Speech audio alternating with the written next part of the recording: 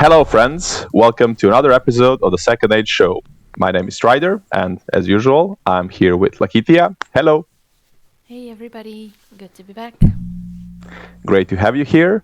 And of course, our wizard Kyle. Hello, man. How are you doing? Doing good, man. Good to see you. It's been a while. I hope all your travels went well. It's been a while. Middle Earth is a pretty big It's place, a big place. so it takes time to go around. Yes. And we have I have brought us a special guest today. Talking guide, because wandering to Middle Earth requires a guide, and one cannot know it all. So we have our talking guide here, Jeremy. Hello, sir. How are you doing? Great. Thanks for having me. I've been looking forward to being on this show for a while. I'm glad we were able to finally work it out. We're Yeah. really happy to have Yeah, you. it is an absolute pleasure to have you with us. Thanks, guys. So we have some perhaps a bit unusual type of news today, but it's very interesting. And Kyle, do you want to start? Yeah, I'll With us? dive right in. I guess it's more a little more behind the scenes than we normally go, but the first little bit we can say is that despite stepping down from the Tolkien estate, Christopher Tolkien was minimally involved at the start of the deal with Amazon, according to the showrunner finalist who Fellowship had spoken to before, and other sources. He had 3 requests or rules which he sent off to Amazon and was relayed to the showrunners at the time. And those 3 were that if a character dies in an event in the Second Age, they have to die. We're saying here Amazon have bypassed this with Celebrimbor due to the time compression, but we don't know exactly how that's going to play out yet. So the second point was that if a character does not die in the Second Age, they cannot be killed off, no matter how small their involvement is in the Third Age or in The Lord of the Rings. An example would be Círdan. He can't be killed off. A request that Christopher Tolkien apparently relayed to Amazon is that he didn't like the repurposing of lines in the Jackson films to different characters, and that request that Amazon doesn't do the same, so he didn't want them to repurpose lines as well. And I guess we can kind of go in point by point here. There's a lot to unpack. So we can go back to the first point, which is if a character dies in the Second Age, they have to die. How do you guys feel about that? Well, I think that's a good thing. I think this is a requirement to stay as close to Tolkien as possible for the show. I kind of expected that, to be honest, but I didn't expect that to be true for characters across the board. Like, I would expect some minor characters would be allowed to perhaps die, but then again, there aren't that many characters that Amazon would be able to change their fate anyway. So as far as I'm concerned, I'm not terribly surprised, but I think all these sorts of limitations will put the fandom at ease when it comes to, staying as true to Tolkien as possible. What do you guys think? I really want to hear what Jeremy thinks about it. I think this is important. I think having there's so few characters in the Second Age that are named in the appendices that they have to work with, that if they diverged drastically from the written word that Tolkien has, that it would be very jarring to sort of the core fan base. The time compression, as you mentioned, is going to be really interesting to see how they play with that. I can see a lot of lore changes necessary to make that work. I think your mentioning of Celebrimbor is an important one. I'm excited to hear that this was one of the terms that Amazon assumably agreed to. I mean, that the requests were put in and the show's being made. So I have to assume they signed off on these. So it's really good to hear. I'm excited to hear it. Yeah, I would also agree with that because everybody wants to see the lore respected, and all the characters that are mentioned in this time period are really big names in the world. They're not some random like a soldier who's just mentioned there. They're all kings, princes, wise people who are very, very important, and changing their fate it would be like the domino effect.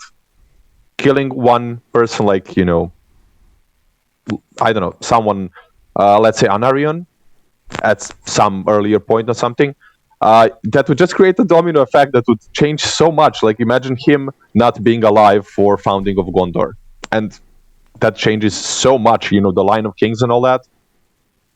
The line of kings in Gondor, it's so important. So I absolutely agree with all of you that this really does put me at ease when it comes to this. Kyle, what do you think about this? Yeah, I was just going to say quickly. And maybe the second point as well. A couple things, yeah. I have. I will say quickly that while we know Celebrimbor and Isildur are alive at the same time, that doesn't necessarily mean that Celebrimbor won't be killed. And I mean, according to this, he'll have to be. And another thing is, it's like you guys said, it's a bit of a relief, because one of my biggest worries was they were going to take like a Muriel and carry her through the beginning of the show to the very end. So it's nice to know that, you know, we're going to see that tragic end to Muriel at some point, you know, probably close to the end of the show, somewhere, you know, third season or something like that. And lastly, I'll just say, I think this is partly why we're seeing a lot of original characters, right? Like Strider had said, that, you know, the characters that are mentioned in the second age, the few of them that are actually mentioned are important, pivotal characters. So there's going to have to be a lot of invention there, and that's where we're seeing all these originals come into play. And I have heard some theories that perhaps these were singularly theories and speculations that perhaps Amazon is gonna go, you know, too far, and they're gonna have Muriel be brought to Middle Earth after the downfall of Numenor, and then help establish the kingdoms there. And another thing that I've heard was people theorizing about potentially having Pharazôn become one of the Nazgul or the Witch King, which I believe this now confirms that cannot happen. So that also means that most likely none of the named characters can also become Nazgul, like the ones that we know from the lore. So all of this really puts my mind at ease quite a lot. Yeah, this actually just now brought an image of, you know, I almost said Fëanor, Pharazôn going to, you know, the Undying Lands. Honestly, I'm just so excited to see how they're going to do that. Yeah, absolutely. How that's going, like that whole cataclysmic event, how that's going to be tackled, because that has so much potential to be one of the greatest things shown on TV or like even the big screen, and not having him there would defeat the point. So knowing that he will be there, he will have the fate that he's supposed to have, is definitely great news. I think that's going to make a great bit of TV. Absolutely. Yeah, I agree. Can I address the third point now? The request that let's hear you. Christopher Tolkien apparently relayed to Amazon about the repurposing of lines. This kind of surprises me, because in one of the interviews, the showrunners said that was precisely what they were going to be doing. Yeah. They're going to be taking some of Tolkien's, you know, prose from the Lord of the Rings, which they have the rights to, and rework it into their script for the Second Age. So I'm wondering whether this is really just the case of something that Christopher didn't like, not something that necessarily made its way into, you know, the contracts that they signed or anything. But yeah, that one kind of caught my attention, because that was the one thing that they specifically said that they would be doing. Yeah, of the three things here, we know that they said specifically that they would be taking lines of dialogue and repurposing them. Yeah, if I look at the way these are phrased, the first two feel like rules. Like, if you do this, you cannot do that. And the third one is a request. I don't like it. You know, Christopher saying he didn't really like that. But if you look at what Amazon specifically has the rights to that we know about that they've said, which is the appendices and the tidbits that are in the proper Lord of the Rings and Hobbit text. There are no lines right, at all. It's an appendix. It's a timeline. It's not dialogue. Yeah. And there's such fantastic writing. I would love to have some lines from other characters that are applicable, kind of sprinkled in here a little bit. I don't think that's necessarily a bad thing. I would feel that Amazon can negotiate with the estate and on a case by case basis come up with a way to do this that's honoring the text and not as jarring as it sometimes was in the Lord of the Rings movies, where there really didn't feel in a lot of cases that there was a need to shuffle the lines around. I mean, the characters were there. Why couldn't they say, it just felt like they liked the line and then used it elsewhere some of the time, which, as I said, for a second age show, there is no dialogue that they'd be modifying. It has to be all invented. And so pulling in some of his writings and some of his phrasing, I want to see. Yeah, that's really well said. And like, what better way to make it feel like Tolkien than to use his own words? That's something that a lot of people are worried about. Is the show not feeling like Middle Earth or not feeling like Tolkien? And that's certainly one way to alleviate some of those things. Yeah, I hope they get it. Oh, sorry, go ahead. No, I just wanted to say that is absolutely true, and I agree with what you said. But I am a little bit worried about how they'll tackle it. I think the end results here could be either fantastic and heartwarming. It could also be very, very cringy. So I really hope they tackle it very subtly and with lots of grace. And I just hope it's not heavy-handed.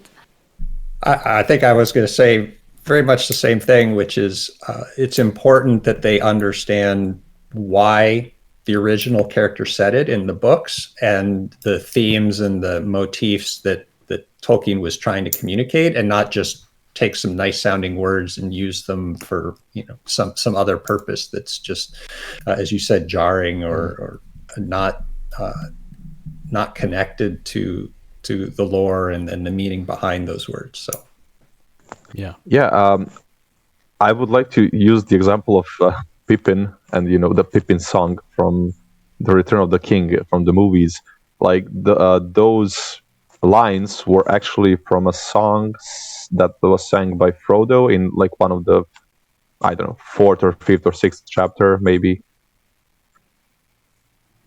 in the Fellowship of the Ring at something, maybe Tom Bombadil's house, or while they were still in Brandy Hall. And it was, I don't know, for me, I absolutely agree that they should not use the lines just for the sake of using the lines, because it can, as Lakita said, it can sound cringy, potentially, or as Jeremy said, you also want to hit the motive, the theme. You don't, like, just using the line would potentially defeat the purpose. There's like a high chance that it wouldn't sound right.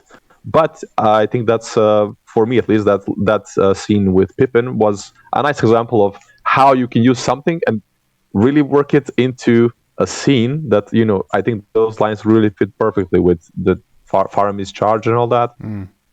So there's definitely potential, and it would be great to hear lines from Tolkien in the show. But as Jeremy said, there aren't any lines in appendices. There may be, I think, like in all of the appendices, there may be some quotes here and there, but those are like really, really important quotes.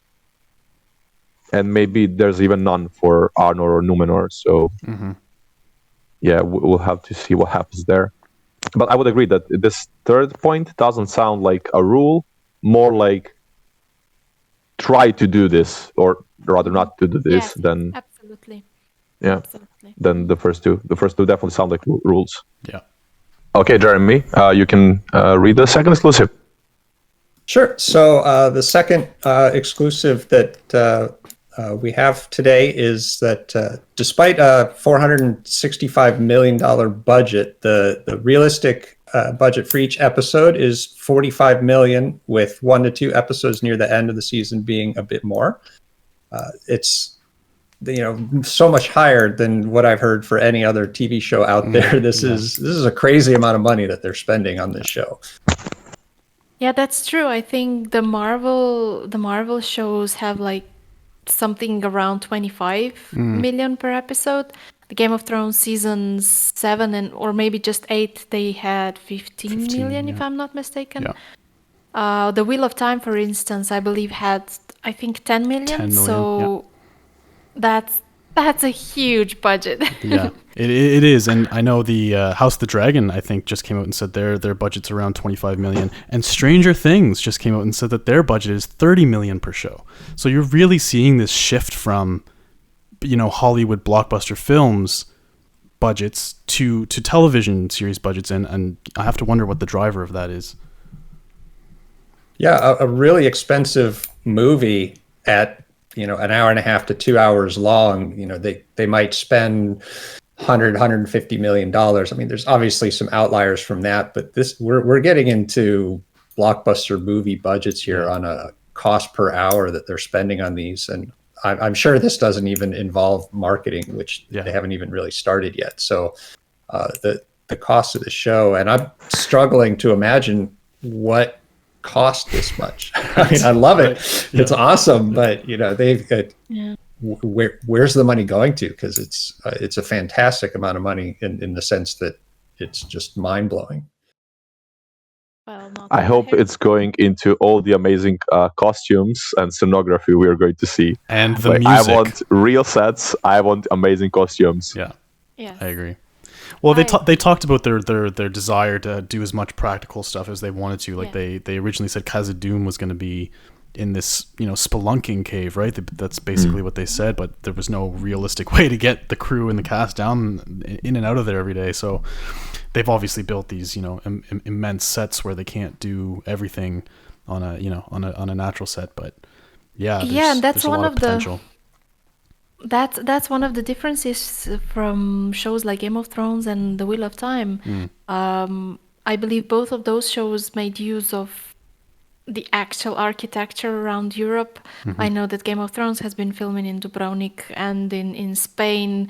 The Wheel of Time also has been filming in Morocco now. So The Lord of the Rings had all the sets made from ground up. That makes me very happy because I think this really helps the immersion. Have architecture look a very specific way. And I think that's such a huge amount of money can also, help make sure that the sets really, really do look good, that they're not just... With some shows, I think that was the case for The Witcher season 1 in particular. It bothered me that a lot of the props, a lot of the costumes, everything really, to me, it really looked like costumes and props and sets.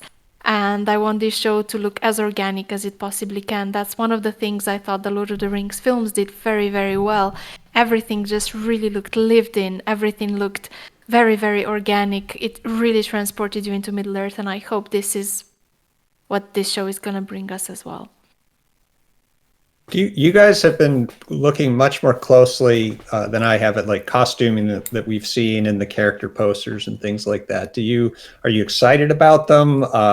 I've seen some people complain that they look photo shoot-ish and not like set photos, which I think is absolutely correct. That those don't appear at all to be. I mean, obviously the hand shots were a photographer's session.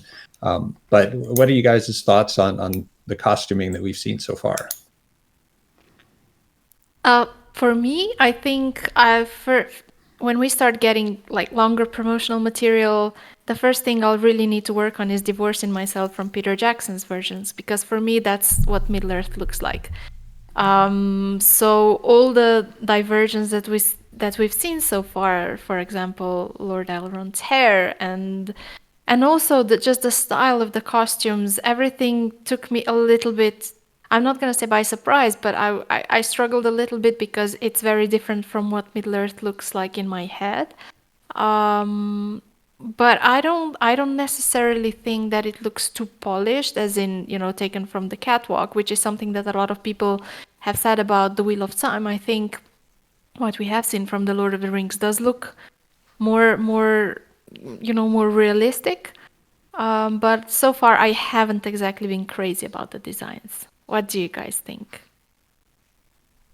Strider, do you have any thoughts there? Yeah, I would say that, for example, Elendil's sword, of what we are told that is Elendil's sword, like Narsil. Obviously, as Lakita said, it looks so much different. It's just so different compared to what we saw in the movies.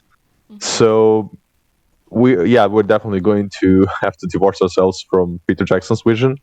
But I think an important thing to say, though actually Jeremy already kind of said it, those photos are, a photo session. They're supposed to be a specific type of marketing content. So I agree that if they do end up looking like that in the show, it's going to be too colorful, too clean. I know it won't feel as realistic as I personally would like. But as I said, I think hopefully this was just done for this photo session, and when it's actually in the show, it's all going to be lived in, some things that are actually used that they have seen years, centuries perhaps. So yeah, I think there's definitely potential there for this to look as amazing and realistic as it should. But yeah, I definitely understand the fear of some people after seeing those hand shots. I think it boils down to the fact that these are, like you guys had mentioned already, these are studio shots, or they're behind the scenes type shots. They're not production stills. They're not taken from the episodes. So there's going to be color correction. There's going to be visual effects. There's going to be special effects that we're not seeing any of that yet. I mean, we got a little bit of a taste of it in the teaser, but we really haven't seen much. And I will say though, like the costumes themselves, there's a couple in particular that really stuck out in my mind, and one of them for me was Farazan's costume, and the detail on that, and the colors, and I don't know. To me, it just struck me immediately as Numenor and Farazan, and so there's certainly some attention to detail there, and I'll be very interested to see how well it translates to film or to the screen. What's your opinion, Jeremy? I'm thrilled that they're not trying to be Peter Jackson prequel, prequel. I know there's a lot of carryover on staff, John Howe and conceptual art, etc. And I'm sure that because it's a different production company, there's the legal agreements that would be necessary to make it look exactly like Peter Jackson is probably something they weren't interested in. But I'm absolutely thrilled that we're getting another vision. I hope this happens every couple of decades, where some other visionary is given the chance to make a new film or TV show or something. So this one, I'm glad that they're changing the swords, the costumes, the architectural inspirations from the movies, in that it's appropriate for people to realize that there's so many visions of Middle Earth, so many artists doing incredible art out here, and if we're stuck trying to make everything look like Peter Jackson's fantastic vision and all the creative people that worked on that, that's going to fix everybody's vision of what Middle Earth has to look like, and people's imaginations will suffer for it. So I'm glad that every time we get a new production company working in this world, that they are free and willing to make changes and kind of bring out their own styling. So that excites me. I'm not a costuming expert. I like what I've seen so far. I do think it suffers a bit from over glossy, photo shoot-ish lighting and qualities in there. So the tiny bits that we saw in the Super Bowl trailer were more interesting to me. I think seeing sort of lived-in footage was good, and I'm not concerned personally, but I totally get a lot of other people who are. So it'll be interesting to see more as soon as we can. That's a wonderful point about making sure that Peter Jackson's vision of Middle Earth is not the be all, the end all of, for all the fans from here on out. So, yeah, I agree with that. Because ultimately it's not, right? That there were artists before Peter Jackson, and there will be artists after Peter Jackson, and we can't. I get that for some people who are strictly movie watchers, that's what Middle Earth is. And I suffer from that for many aspects of what things should look like. But on top of that, like, this is thousands and thousands of years before the movies take place, so we should expect some things to look different. I think you all made wonderful points, especially Jeremy, about seeing other visions of Middle Earth. I totally agree with that. And you all three covered it already. So I'll just point to one specific example of the hand shots. What we were told was Gil-galad. Like I was really, it looked very impressive, but it's one of the hand shots that looked the most superficial to me, because it's like all gold. Like, okay, amazing details. You can see there's a lot of effort put into it, but it did look too much for me. And then you see the trailer, and I think that's like perhaps the best example for me of the differences of the photo shoots and the teaser. His costume was amazing. I loved it. Yeah. I think he is probably my favorite costume even in the trailer. So I think that's a great way to maybe compare those promotional items that we may see and how the actual content will look like when we actually see the show. Yeah. All right, so on to our last exclusive for the day. J.A. Bayona will not direct any episodes in season 2, but is still a producer and will look over the scripts and direction. Apparently, he is open to come back for season 3 and future seasons. It's supposed to be more of a scheduling conflict. Any opinions? I'll just say quickly, I don't, this kind of comes across as like it's just J.A. Bayona that's not returning. We don't know about the other directors. So I just want to say that really quick. Jeremy, what did you want to say? Yeah, I really want to see his episodes from season 1 to know, if I want to see more of him. I mean, I love him as a director. I'm not concerned at all. I'm glad he's still involved. I think continuity of certainly the more senior people is incredibly important. Like in Game of Thrones, when we ran out of material and they kind of got ahead of themselves on and kind of went off the rails in my mind. So having a lot of continuity is going to be important for the show to feel lived in and to make sense. So I'm certainly glad he'll be around. Like I said, whether he comes back for season 3 or not is still to be determined for me. But I think continuity-wise, it's good news. Yeah, I agree. I was also when I first read this, my thoughts were exactly as yours.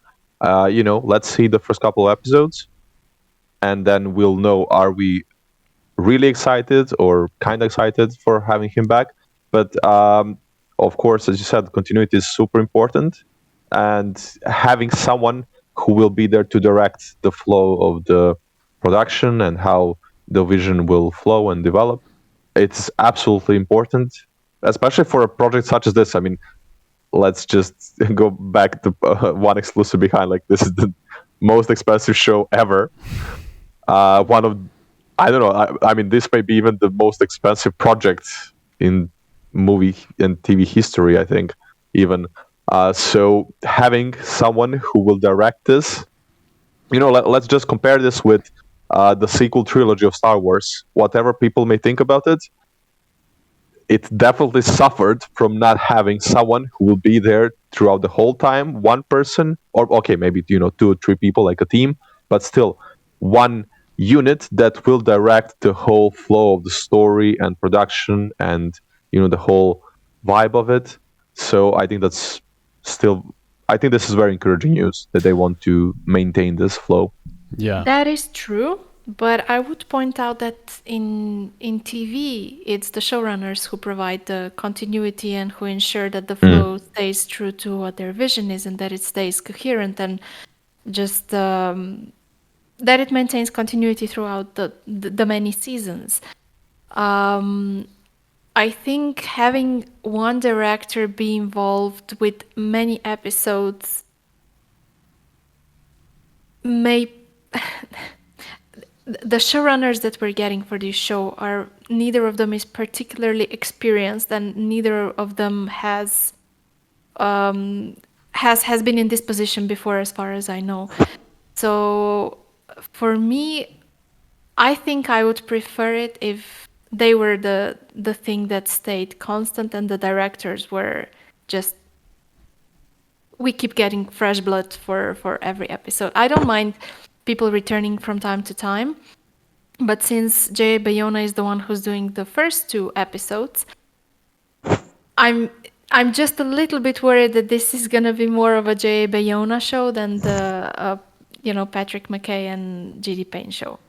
I know I'm taking this out of blowing it out of proportion. I'm fully aware of that. I'm sure it's absolutely not a bad thing or anything. But for me, I would rather just put my whole trust into the showrunners and see what happens. I think you made a lot of the same points I was going through my head, which is, when you have such a big budget show like this, it's going to be executive produced and produced by committee. Mm-hmm. There's going to be so many people that have to have their fingers in it and particularly with such a new studio, I know they've hired out of other studios, but Amazon doesn't have a long track record of making awesome shows. They're just getting started. That's not knocking them. It's just they're young. And then the showrunners, as you just said, are they don't have a long track record. I'm perfectly fine with them, and you're absolutely right. They're the ones who are the main thread that's meant to hold this together. But I do like the idea that someone with good visual credentials for directing awesome content is also going to be one of the threads trying to hold this together, because I do trust J.A. Bayona's vision. I do agree that having other directors coming on board and kind of putting their own flavor in it is interesting to me. I certainly don't want to see 10 years of episode after episode that's just J.A. Bayona over and over again. So that, as we were saying previously, having other people's visions and touches coming in here is important. But I also feel having the thread of experienced directors who can make their vision show up, still be involved, and not just dropping in for 2 episodes and disappearing, tells me, one, he still believes in this. He still wants to be involved, which is good. It's a good sign, for the longevity of the creative vision here, and keeping his experience involved at some level. He's not at a showrunner level, but I'm glad to hear it. Kyle, what are your opinions of this? Yeah, I think everyone kind of said what I was thinking as well. I think the bottom line is there is a singular vision. It's the studio and the showrunners, and that's what it comes down to. And to have other people come in and be able to share that vision is important for collaboration. And the fact that Bayona is A, open to come back, and B, still involved to some extent is a really encouraging sign.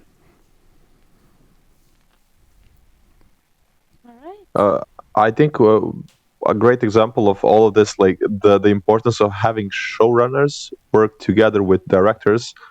I think, was it episode 2 or 3, or maybe both, of the 8th season of Game of Thrones, which was by all accounts the weakest of the seasons. I think those 2 episodes were, if I remember correctly, because I haven't really rewatched them ever, I think they were one of the better ones, and I don't remember the name of the director, but there was one director who did come for 1 or 2 episodes almost every season, and those episodes were usually some of the better ones in every particular season. So absolutely agree with Lakitia's point. Of course, the showrunners are the showrunners, obviously, and having a continuity with this director who who is an experienced person and can come back and, check in on you, help out, give some directions, some tips, and who is of course open to continue coming back, as Jeremy said. It's great news. So I think all of the things that we've learned today, actually, they kind of do well to mend some potential wounds for me. I think these are all great news today. Yeah, I agree. Overall, very encouraging. All right. So yeah, does anyone have any final comments? Maybe something that you forgot to mention about one of the previous exclusives or something like that? I'm good. I think we're good. It's good for me. Okay. Well, Jeremy, it was an absolute pleasure to have you with us. Thanks You for made having so me, many guys. great points. It was so good to have you here. So I think we definitely want to see you again. Hopefully sooner rather than later. But also later. So yeah, we'll work on that. Sounds good. It was also great to have to see Kyle and Lakiti again because yeah, as we said at the start of the episode, it's been a while. So it's great to be Yeah. back and to see you all. It's Yeah. great to have the fellowship back together. So Yep. Yeah. Took the words right out of my mouth. Okay. Well, thank you everyone, and hello and good evening, and thank you for watching us. To everyone who will be tuning in when the episode airs, it's been an absolute pleasure. Thank you for tuning in, and see you next time. See you next time. Bye bye.